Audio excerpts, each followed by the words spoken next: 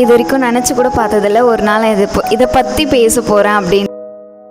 Still, I can't imagine I'm going to talk about this. First time என்னோட வீட்டில் நான் அந்த நைட் ட்ரெஸ் போடும்போது I too scared to stand beside my sisters. எந்த ஒரு விஷயமா இருந்தாலும் அதை ரொம்ப ப்ரைவேட்டாக வச்சுக்க கற்றுக்கோங்க. எனக்கு வரவே வராத விஷயம்னா அதுதான். இந்த ஃபஸ்ட்டு சோலோ மூவி டேட்டோட எக்ஸ்பீரியன்ஸ் வந்து வேறு லெவலு. தனியாக நமக்கு பிடிச்சதெல்லாம் செய்கிறது ஒரு விதமான சொர்க்கம். அது ட்ரெடிஷ்னலோட டைம் லைனை ஃபாலோ பண்ணுறது நமக்கு தேவையில்லாத விஷயம். அந்த ட்ரெடிஷன் முழுக்க பொண்ணுங்களை சுற்றி மட்டுமே இருக்குது. மீனாலாம் பெரிய ஆள் ஆயிட்டாங்க, மீனாலாம் நம்மக்கிட்ட பேசுவாங்களா? ஆனால் நிறைய பேர் இழந்துட்டேன். ஹாய், நான் இது வரைக்கும் நினச்சி கூட பார்த்ததில்ல ஒரு நாள் இதை பற்றி பேச போகிறேன் அப்படின்றது. பட் ஹியர் ஐ அம். நானும் இதை பற்றி பேச வேண்டிய நாள் வந்திருக்கு அப்படின்னு நினைக்கும் போதே எனக்கு ரொம்ப ஹாப்பியாக இருக்குது. இன்றைக்கி நான் எதை பற்றி பேச போகிறேன்னா, what nobody டெல்ஸ் about choosing your self. எப்படி நம்மளா மாறுறது அப்படின்றது நான் பேசலாம் அப்படின்ற நினைக்கிறேன். பிகாஸ் நிறைய பேர் சொல்லுவாங்க பவுண்ட்ரி செட் பண்ணு, அவங்களுக்கு அந்த ஸ்பேஸ் கொடுக்காத, உன்னை சூஸ் பண்ணு, செல்ஃப்லெஸ்ஸாக இரு, தப்பு இல்லை, எல்லாமே சொல்லுவாங்க. ஆனால் அது எப்படி அது ஸ்டார்ட் ஆகும், எப்படி அது நம்ம ஸ்டெப் எடுத்து வைக்கணுன்றதே யாரும் சொல்லியிருக்க மாட்டாங்க. நான் அதை ஒரு 6 பார்ட்டாக பிரித்து ஒரு பார்ட்லேயும் நான் எப்படி என்னோடய ஸ்டெப்ஸ் எடுத்து வச்சேன், நான் எப்படி அதெல்லாம் மாற்றிக்கினேன் அப்படின்றத இந்த இடத்துல நான் பேச போகிறேன். Still, I can't imagine I'm going to talk about this. It's really too hard to choosing ourselves because in our traditional family it's too hard. ரொம்ப ஸ்ட்ரிக்டாக இருக்காங்க. நம்மளை சூஸ் பண்ணுறது அப்படின்றது ரொம்ப கஷ்டம். நம்ம பேரண்ட்ஸ்க்கு ஒரு வகையில் ரியலைஸ் ஆகிருந்துச்சுன்னா அது வேறு. பட் ரியலைஸ் ஆகாதவங்கிட்ட நம்மளை சூஸ் பண்ணோம் அப்படின்றத அவங்கக்கிட்ட சொல்கிறது கூட நம்மளால் முடியாது. அவங்கள கண்டிப்பாக ஒரு பாயிண்டில் டிஸப்பாயின்மெண்ட் பண்ணி தான் ஆகணும். ஸோ பேசலாம், இதை பற்றி தான் இன்றைக்கி நம்ம பேச போகிறோம். என்னோடய ஃபஸ்ட்டு ஸ்டெப்பு என்னென்னா, சேஞ்சிங் மை ஸ்டைல். அது ட்ரெஸ்ஸிங் சென்ஸாக இருக்கட்டும், இல்லை way of talking, way of reacting அப்படின்னு நிறைய சொல்லலாம். எனக்கு நல்லா ஞாபகம் இருக்குது. நான் வந்து யூஜி முடிச்சுட்டு வீட்டுக்கு வரேன். அது வரைக்குமே நான் வந்து என்னோடய யூஜியை ஹாஸ்டலில் தான் கம்ப்ளீட் பண்ணேன். அது ஒரு பார்ட் ஆஃப் தனியாக ஒரு வீடியோ போடலாம். என்னோடய யூஜியை நான் ஹாஸ்டலில் தான் கம்ப்ளீட் பண்ணியிருந்தேன். அந்த டைமில் கூட நிறைய பேர் எனக்கு முன்னாடியே நிறைய பேர் நைட் ட்ரெஸ் போடுறது, மாடர்ன் ட்ரெஸ் போடுறது, வெஸ்டர்ன் ட்ரெஸ் போடுறது அப்படின்னா டிஃப்ரெண்ட் ஸ்டைல் பண்ணுவாங்க. பட் எனக்கு அந்த தைரியம் வந்ததே இல்லை. எனக்கு எல்லாத்துக்குமே நான் பயந்துருக்கேன். ஸோ அது நான் எப்போ ஸ்டார்ட் பண்ணேன் அப்படின்றது கேட்டால் எனக்கு சரியாக தெரியல. பட் எனக்கு எப்பயுமே அந்த ஆசை இருக்கும், நம்மளும் அதை ட்ரை பண்ணணும், நம்மளும் அதை போடணும் அப்படின்ற ஒரு ஆசை எனக்கு எப்பயுமே இருக்கும். ஸோ ஒரு நாள் நான் ரேண்டமாக எங்கள் ஹாஸ்டல் விட்டு யூஜிலாம் முடிச்சுட்டு வீட்டுக்கு வந்துட்ட பிறகு ரேண்டமாக எங்கள் வீட்டில் okay I want to try night dress, எனக்கு நைட்டி வேணாம், எனக்கு நைட் ட்ரெஸ் வேணும்னா, நைட் ட்ரெஸ்னால் என்னன்னு கூட ரியலைஸ் பண்ணுற அளவுக்கு அவங்களுக்கு பட்டுன்னு ரியலைஸே ஆகலை. அந்த அளவுக்கு எங்களோட ஃபேமிலி ட்ரெடிஷன்ஸ் இருக்குது. ஸோ அந்த டைம் நான் போய் கேட்கும்போது ஓகே ஃபுல் ஃபேண்ட்டு டிஷர்ட் தானே, நீ போய் போட்டுக்கோ அப்படின்னு சொல்லிட்டாங்க. அப்புறம் நான் போயிட்டு அது கூட அந்த ஸ்ட்ரெயிட் பேண்ட்டாக வாங்கக்கூடாது, பட்டியாலா பேண்ட்டாக வாங்கணும் அப்படின்னு சொல்லிட்டு பட்டியாலா பேண்ட்டு ஷர்ட்டு வாங்கி ஃபஸ்ட் டைம் என்னோடய வீட்டில் நான் அந்த நைட் ட்ரெஸ் போடும்போது லிட்ரலாக I'm so scared. when I was wearing that dress I scared to come out.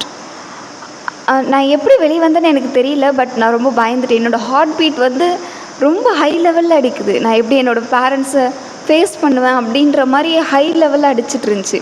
அதுலேயும் பெரிய விஷயம், நான் போட்ட அன்றைக்கி எங்கள் வீட்டுக்கு எங்கள் ஃபேமிலி கெஸ்டெல்லாம் வந்திருக்கும்போது அவங்கள நான் ஃபேஸ் பண்ணுறதுக்கே ரொம்ப கஷ்டப்பட்டேன். அப்படியே ஒரு மாதிரி தயங்கி நடந்தேன். அதுதான் என்னோடய ஃபஸ்ட்டு ஸ்டெப்பு. எனக்காக ஓகே எனக்கு இது விருப்பமாக இருக்குது, நான் போடணும் அப்படின்னு நினச்சி நான் எடுத்து வச்ச ஃபஸ்ட்டு ஸ்டெப்பே அதுதான். Second one, brown skin confident. எனக்கு ப்ரௌன் ஸ்கின் கான்ஃபிடென்ட் வந்து ரொம்ப நாளாக இருக்குது அப்படின்லாம் எதுவுமே கிடையாது. ரீசெண்டாக தான் நான் என்னோடய ஸ்கின்னையே நான் அக்செப்ட் பண்ணேன். எனக்கு அது ஒரு டிஃப்ரெண்ட் ஃபீலை கொடுத்துச்சு.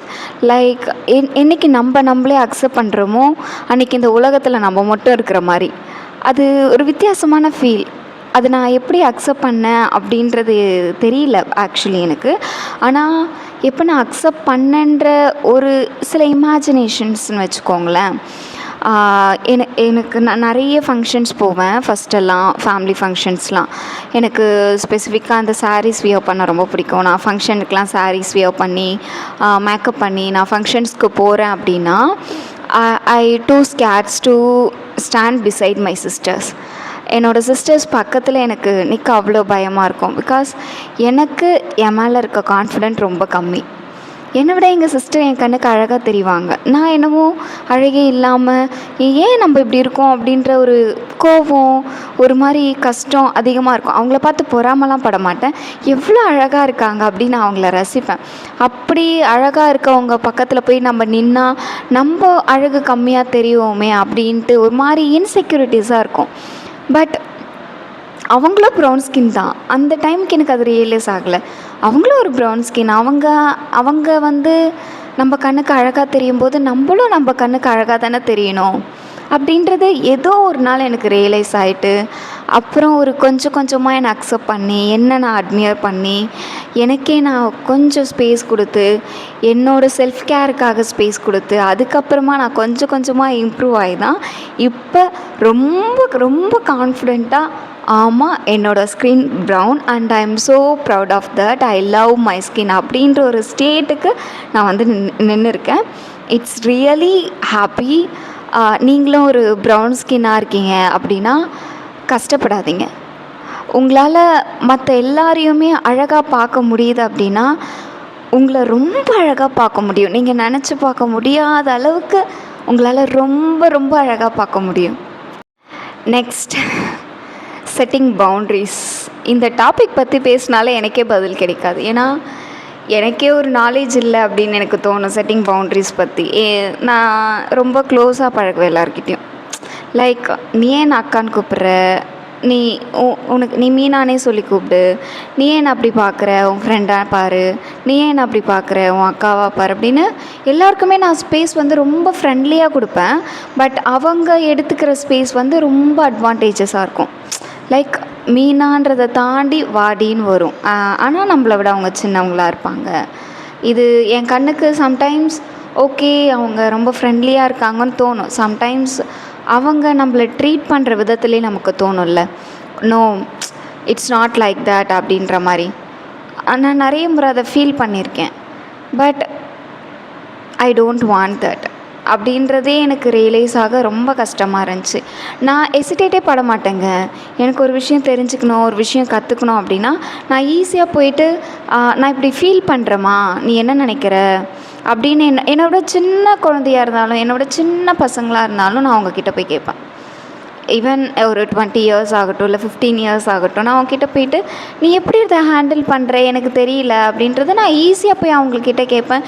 ஈஸியாக அவங்கக்கிட்ட போயிட்டு நான் மிங்கிள் ஆவேன். ஏன்னா எனக்கு அதை இம்ப்ரூவ் பண்ணிக்கணும், எனக்கு அதை பற்றி தெரிஞ்சுக்கணும், அதுதான் என்னோடய விஷயமே. பட் பவுண்ட்ரி செட் பண்ணுறது வந்து ரொம்ப இம்பார்ட்டன்ட் அப்படின்றது ரொம்ப ரீசெண்டாக தான் எனக்கு ரியலைஸ் ஆச்சு.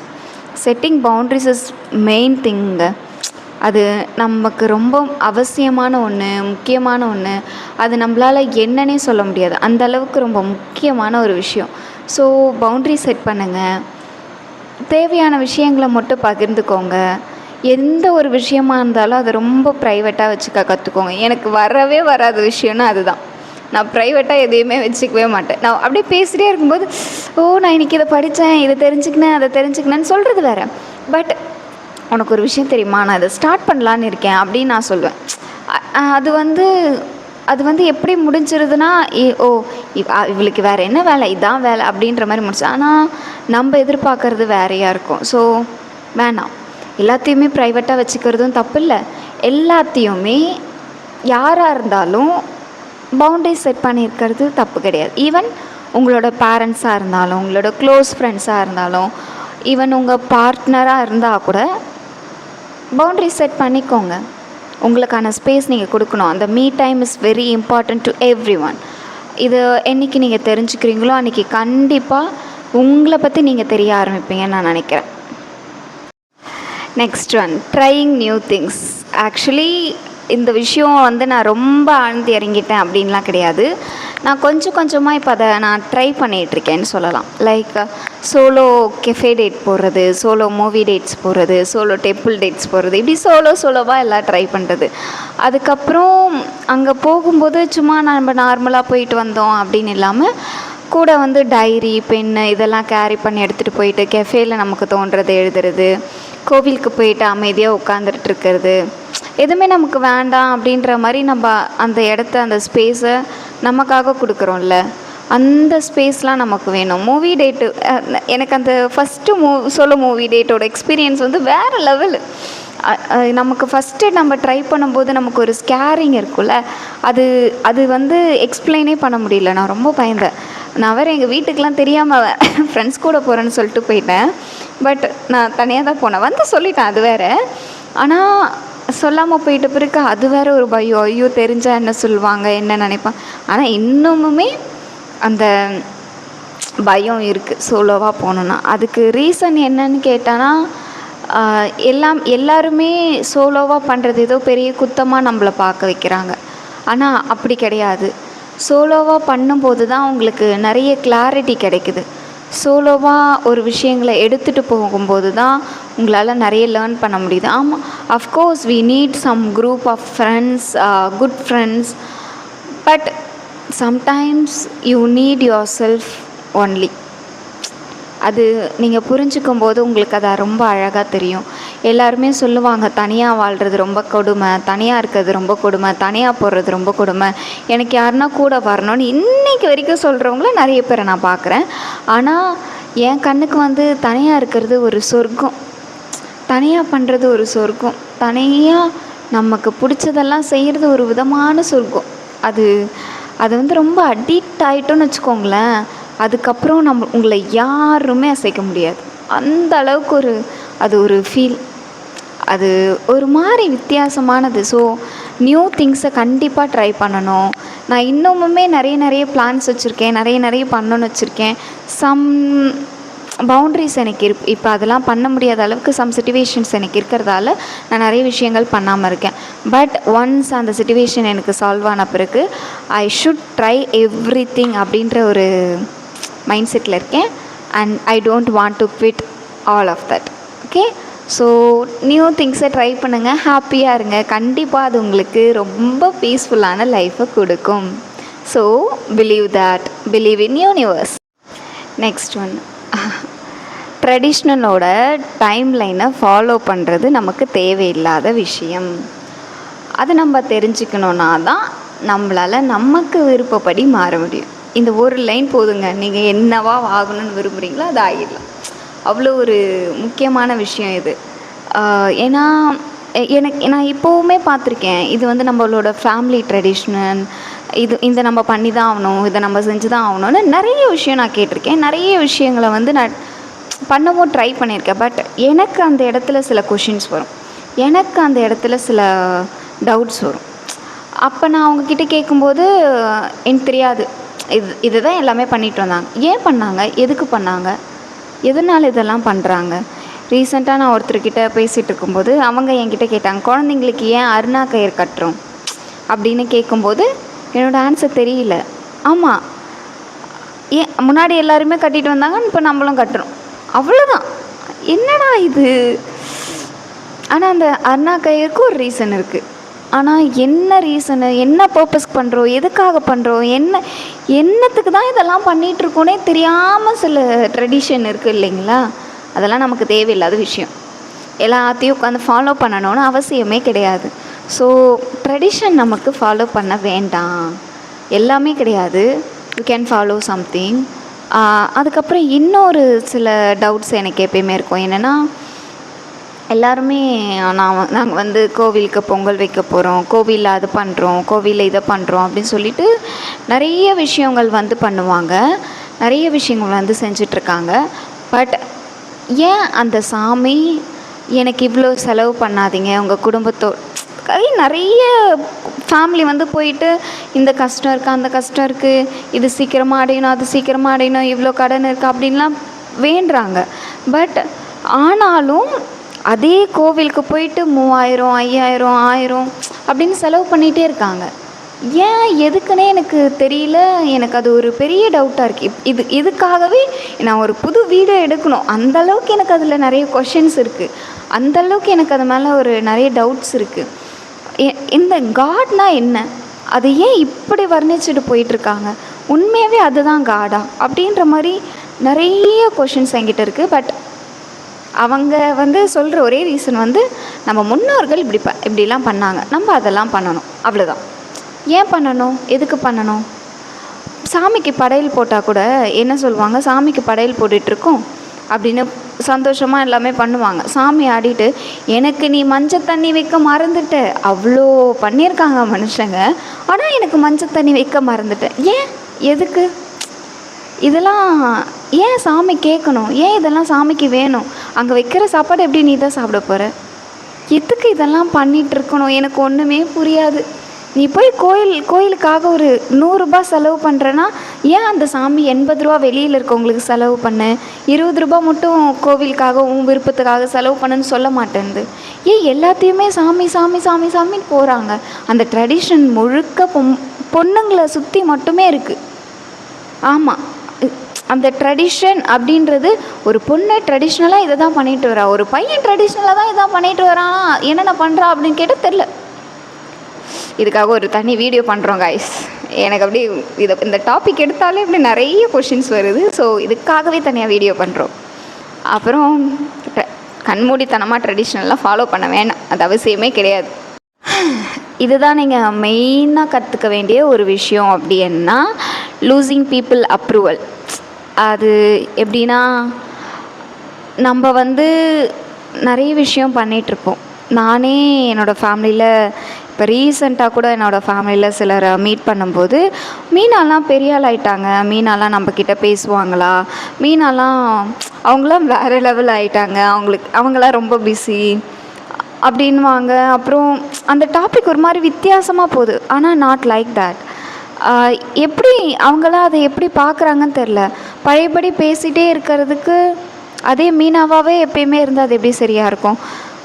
10 வயசில் இருந்த மீனா வேறு, 15 வயசில் இருக்க மீனா வேறு, 20 வயசில் இருக்க மீனா வேறு, 26 வயசில் இருக்க மீனா வேறு. அப்போ இருக்க மீனா இப்போ இருக்க மீனா எல்லாருமே ஒரே இடத்துல ஃபோக்கஸ் பண்ணணும்னு அவசியம் இல்லைல்ல. அதுக்காக மீனா வந்து மாறிட்டா, மீனா வந்து ரொம்ப ரொம்ப மாறிட்டா, அவள் வந்து கண்டுக்கிறது இல்லை நம்மளை, அப்படிலாம் இல்லை. அவளுக்கான பாசம், அவளுக்கான இடம், அவங்களுக்கான இடம் எல்லாமே அவகிட்ட அப்படியே தான் இருக்கும். பட் அதையும் தாண்டி அவள் நிறைய கற்றுக்கணும். அவளுக்கு ஒரு நம்பிக்கை இருக்கும், நம்ம பேசலனாலும் நம்மளோட பாண்டிங் வந்து அழகாக கிளியராக அப்படியே இருக்கும். ஆனால் நம்ம நினச்சதுக்கு அது ஆப்போசிட்டாக மாறும்போது எனக்கு அதுக்கு எப்படி ரியாக்ட் பண்ணுறதுனே தெரில. I want to cry on that time. ஆனால் அந்த டைமில் என்னால் க்ரை பண்ண முடியாது. லைக் நம்ம புரிஞ்சுக்கின அளவுக்கு அவங்க நம்மளை புரிஞ்சிக்கலேன்றதே எனக்கு பெரிய ஒரு வருத்தமாக மாறிடும். நம்மளோட பெரியவங்க, ஆனால் ஏன் நம்மளை புரிஞ்சிக்கல, நம்ம லைஃப்பை பார்க்குற மாதிரி கூட ஏன் அவங்க நம்மளை பார்க்கல அப்படின்ற மாதிரி ஒரு சேட்லாம் நடக்கும். பட் ஓகேங்க, பார்த்துக்கலாம், லைஃப் இப்படி தான் அப்படி நானே தள்ளிட்டு வந்துடுவேன். நீங்கள் வந்து உங்களை சூஸ் பண்ணுறீங்கன்னா உங்களோட க்ளோசஸ்ட் ஃபேமிலிஸ், ஃப்ரெண்ட்ஸ் எல்லாரையுமே லூஸ் பண்ணுற மாதிரி இருக்கும். எல்லாரையுமே நீங்கள் அவங்கள விட்டுட்டு வர மாதிரி இருக்கும். அப்புறம் எல்லாரையுமே நீங்கள் டிஸப்பாயின்மெண்ட் பண்ணுற மாதிரி இருக்கும். யாருமே எல்லாரும் உங்களை புரிஞ்சுக்கணுன்னு அவசியமும் கிடையாது. எல்லோரும் உங்களை புரிஞ்சிக்க மாட்டாங்கன்னு கிடையாது. யாராவது உங்களை புரிஞ்சுப்பாங்க, அவங்க புரிஞ்சுக்கினாலும் உங்ககிட்ட ஷோ பண்ணாமல் இருப்பாங்க. அப்படி என் லைஃப்பில் இருக்காங்களான்னு கேட்டால் நான் இது வரைக்கும் அப்படி கண்டுபிடிக்கல. ஆனால் நான் நிறைய பேர் இழந்துட்டேன். எனக்கு ஒரு மாதிரி சோகமாக இருந்தாலும் ஓகே, நம்ம வாழ்க்கையை நம்ம பார்த்து தான் ஆகணும் ஒரு கட்டத்துக்கு மேலே அப்படின்னு சொல்லிட்டு நானே நான் கன்வின்ஸ் பண்ணிக்கினேன். வேறு வழி இல்லைல்ல, கன்வின்ஸ் தான் பண்ணியாக்கணும் அப்படின்ட்டு ஆகிடுச்சு. ஓகே, அதுக்காக இப்போ நீங்கள் வந்து உங்களை சூஸ் பண்ணுறீங்க, அதை நிறைய பீப்புள் லூஸ் பண்ணுவீங்கன்னு உங்களை சூஸ் பண்ணாமல் விட்டுறாதீங்க. இதுதான் உங்களோட பெரிய லெசனே. நீங்கள் கண்டிப்பாக நிறைய பேர் நீங்கள் லூஸ் பண்ண தான் செய்வீங்க. அது எல்லாத்துக்குமே நீங்கள் ரெடியாக இருந்துக்கோங்க. Losing people is not about losing your self. It's about choosing your self. நீங்கள் உங்களை சூஸ் பண்ணும்போது கண்டிப்பாக லூஸ் பண்ணுவீங்க. எல்லாத்துக்குமே ரெடியாக இருந்துக்கோங்க. அவ்வளோதான். ஒரு நாள் இந்த மீனா இப்படி உட்காந்து சூஸிங் யுவர் செல்ஃப் அப்படின்ற மாதிரி பேசுவா அப்படின்றத நான் நினச்சி கூட பார்த்தது கிடையாது. ஏன்னா நான் என்னை சூஸ் பண்ணுறதுக்கு இப்போவுமே நான் நிறைய பேரை டிஸப்பாயின்மெண்ட் பண்ணுவேன். நான் அவங்கள ஒரு மாதிரி கோவமாக பேசிட்டாலோ இல்லை நோன்னு சொல்லிட்டாலோ என்னோடய ஹார்ட் பீட்டும் என்னோட அந்த உள்ளுணர்வும் ஒரு மாதிரி ரொம்ப கில்ட்டாக இருக்க மாதிரிலாம் இருக்கும். பட் அதெல்லாம் நம்ம கடந்து வந்து தான் ஆகணும், வேறு வழி இல்லை. ஸோ உங்களை சூஸ் பண்ணுறது தப்பே கிடையாது. இந்த டைமில் இந்த நேரத்தில் தான் உங்களை சூஸ் பண்ணோம் அப்படின்ற டைம் எதுவும் கிடையாது. இந்த வீடியோ பார்த்துட்ட பிறகு கூட உங்களை நீங்கள் சூஸ் பண்ணலாம். உங்களை சூஸ் பண்ணுங்கள். உங்களோட லைஃப்பை நீங்கள் வாழுங்க. தேங்க்யூ. Love you.